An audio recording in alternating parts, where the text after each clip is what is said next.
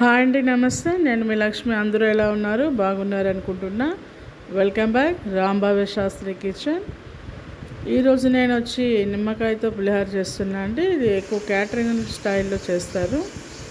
So మీరు కూడా ఒకసారి ట్రై చేయండి. ముందుగా ఒక 2 గ్లాసులు రైస్ని కుక్కర్లో పెట్టి రైస్ని ప్రిపేర్ చేసి పెట్టుకోండి.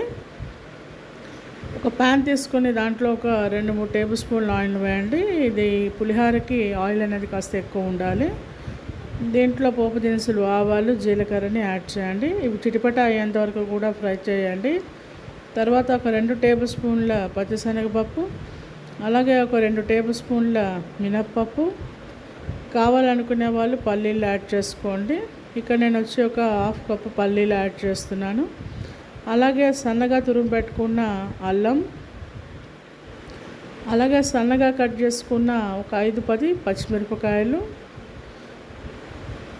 కాస్త టేస్ట్ రావడం కోసం ఒక 4-5 ఎండుమిరపకాయలను కూడా యాడ్ చేసుకోండి. వీటన్నింటినీ కూడా లో ఫ్లేమ్లో ఒకసారి బాగా ఈ ఫ్రై అయిన పోపులోకి ఒక 1/2 స్పూన్ ఇంగువను కూడా యాడ్ చేసుకోండి. ఇక్కడ నేను వచ్చి ఒక 3 పెద్దపాటి నిమ్మకాయలు కట్ చేసుకొని నిమ్మరసాన్ని యాడ్ చేస్తున్నాను. సో ఒక 3 నిమ్మకాయలను తీసుకొని ఇలా జ్యూస్లో పిండేసి పిక్కలు లేకుండా దీంట్లో వేయండి. ఈ నిమ్మకాయ రసం అనేది చేదు రాకుండా ఉండడం కోసం ఒక 1/2 కప్పు వాటర్ని కూడా యాడ్ చేసుకోండి.